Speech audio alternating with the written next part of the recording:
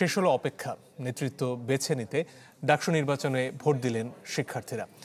দিনের শুরুতে সব ঠিকঠাক থাকলেও ধীরে ধীরে বাড়তে থাকে অভিযোগের পাল্লা। আগে থেকে বাক্স ভর্তি, আচরণবিধি লঙ্ঘন সহ পাল্টাপাল্টি দোষারোপ বাড়ে। সব মিলিয়ে উত্তেজনা ছড়িয়েছে দিনের শেষ ভাগে।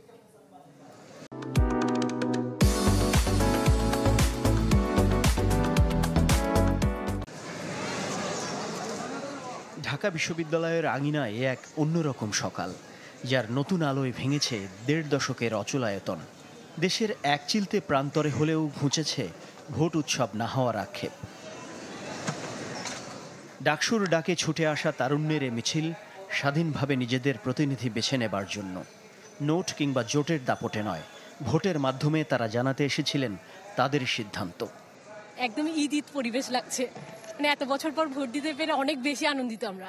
পছন্দের প্রার্থী সবাই, এখন বিশ্বাসযোগ্য যাকে মনে করছি তাকেই ভোট দিয়েছে। বিশ্ববিদ্যালয়ে বান্ধব কাজ করবে এরকম শিক্ষার্থীকে আমরা আর কি চাচ্ছি। আমরা কাকে চুজ করছি সেই ভিত্তিতে পরবর্তীতে তারা সেই ইশতেহার বাস্তবায়ন করছে কিনা সেটি এখন দেখার বিষয়। লম্বা লাইন, চোখে মুখে উচ্ছ্বাস, নতুন ভোটারদের উদ্দীপনা সবই ছিল এই ছাত্র সংসদ নির্বাচনে।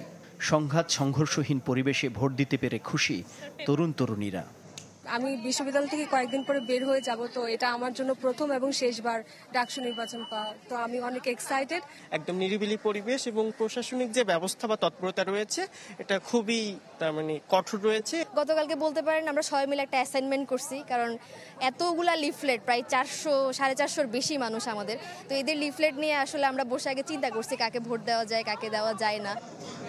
উদয়ন স্কুল কেন্দ্রে ভোট দিয়েছেন ছাত্রদলের ভিপি প্রার্থী আবিদুল ইসলাম।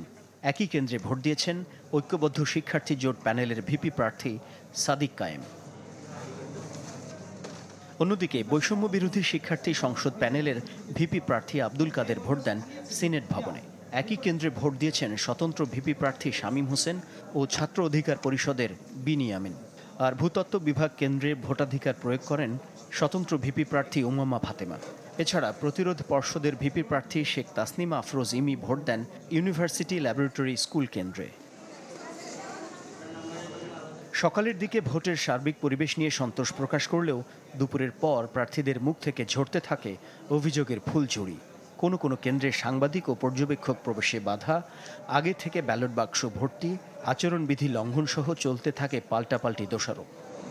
স্টুডেন্টদের একটা স্বতঃস্ফূর্ত পার্টিসিপেশন আমরা দেখছি। যদি ভিতর থেকে কোনো ইঞ্জিনিয়ারিং না হয়, তাহলে আমরা আশা করি যে ভোটের ক্ষেত্রে হয়তো এখনো পর্যন্ত একটা সুষ্ঠু এবং নিরপেক্ষ পরিবেশ আমরা পাবো। রোকেয়া হলে এবং অমর একুশে হলে কারচুপির অভিযোগ আমরা পেয়েছি।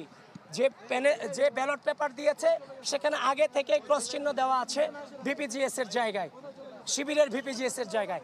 ঠিক একই ঘটনার পুনরাবৃত্তি ঘটেছে অমর একুশে হলে।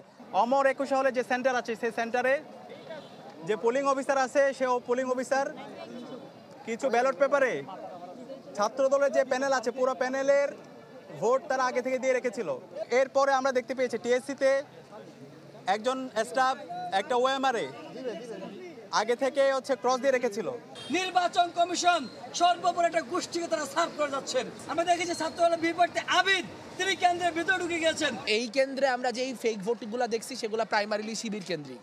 আর একুশে হলেরটা আমরা এখনো জানি না কোন সংগঠনের, তবে যতদূর আমি শুনছি যে সেখানে ছাত্রদলের একটা কানেকশন আছে। আপনি যখন স্বচ্ছতাকে পর্দার আড়াল করে আপনি আমাকে কেন্দ্রের বাইরে আপনি রাখবেন, কেন্দ্রে ঢুকতে দিবেন না, তখন সেখানে কি হয়েছে আর কি হয় নাই এর দায়িত্ব বিশ্ববিদ্যালয় প্রশাসনকে নিতে হবে।